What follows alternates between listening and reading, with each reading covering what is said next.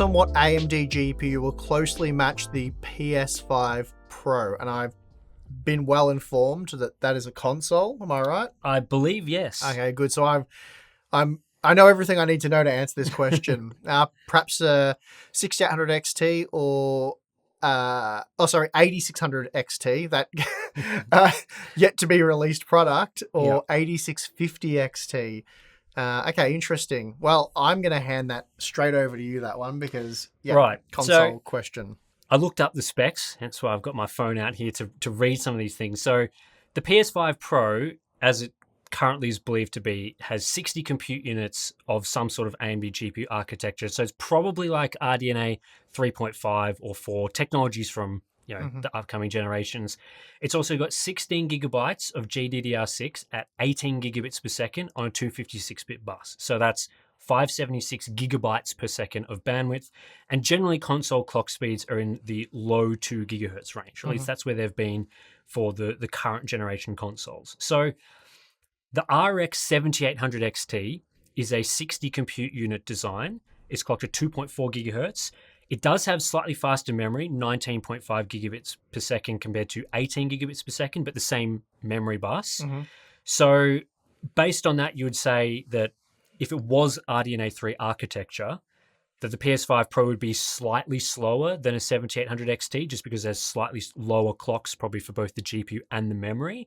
So again, faster than the 7700 XT because it has more compute units, higher memory bandwidth because it's got 256-bit bus versus 192. And I think that I've seen some comparisons of people saying this would be more like a 7700 XT, but I think memory bandwidth is a really big consideration in modern games. We're seeing more games use memory. It's a unified memory design on the console. So having that higher memory bus probably will make it outperform the 7700 XT. And there's further considerations as well. So consoles are monolithic, whereas the 7800 XT is a chiplet design. So possibly making it monolithic is going to give them memory latency advantages and those sorts of things. Hard to say because we don't really have a clear comparison on that one. And then kind of just talking about rasterization performance there, because supposedly these future architectures are going to be much better for ray tracing, have custom AI capabilities. Sony does implement their own design things into the architecture as well to do things that they want to do.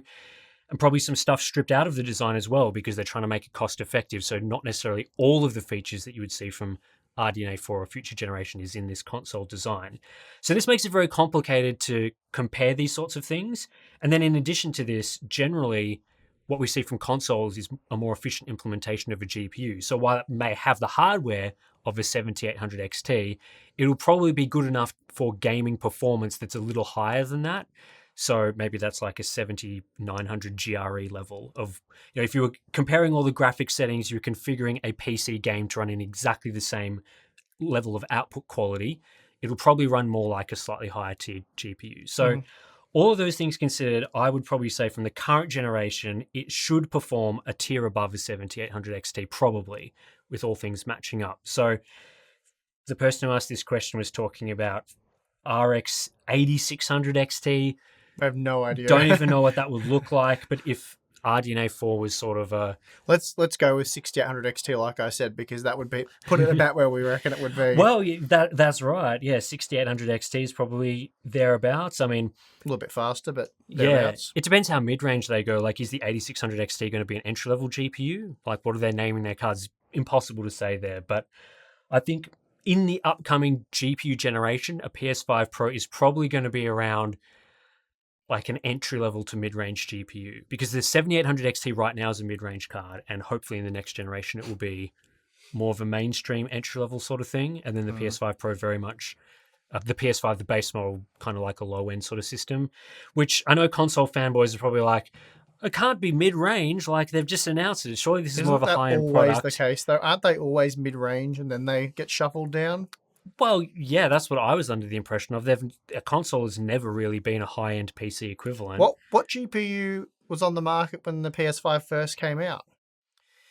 Well, it came out at the same time as the 30 series and the 6000 series. And I think it was about like a 3070 level of performance. Yeah, that's what I thought. Mid-range again. So that wasn't a 3090 Ti? No, come on now. No. So that's my point. They're always pretty much mid-range, but you get what you pay for, really. I mean, arguably you get a bit more than what you pay for in terms of bang for your buck because it's a Mm, gaming focused, gaming specific mm. device. But anyway, Well, that's where people get caught up on the PC versus PS5 Pro comparison.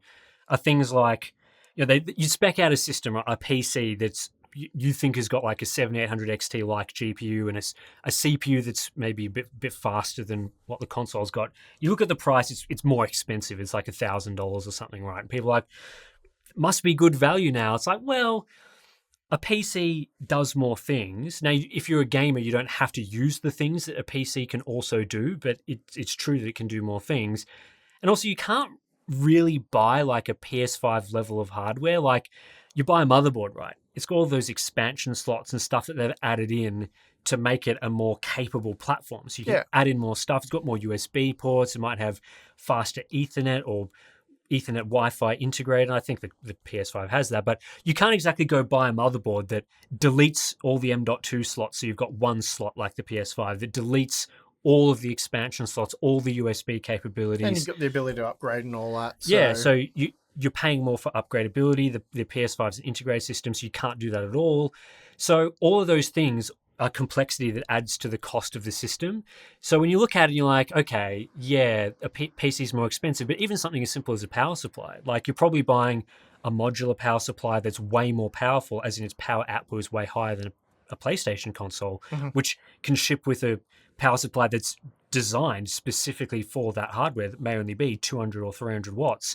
Whereas on a PC, most people are buying 700 watt power supplies, 800 watts, which again, that adds to the cost. Yeah, and if you buy a good power supply, you can keep that for 10 plus years. So yeah, exactly. So those comparisons, like it's a fun exercise to sort of say, this is what you would need from a PC perspective to get the level of gaming performance.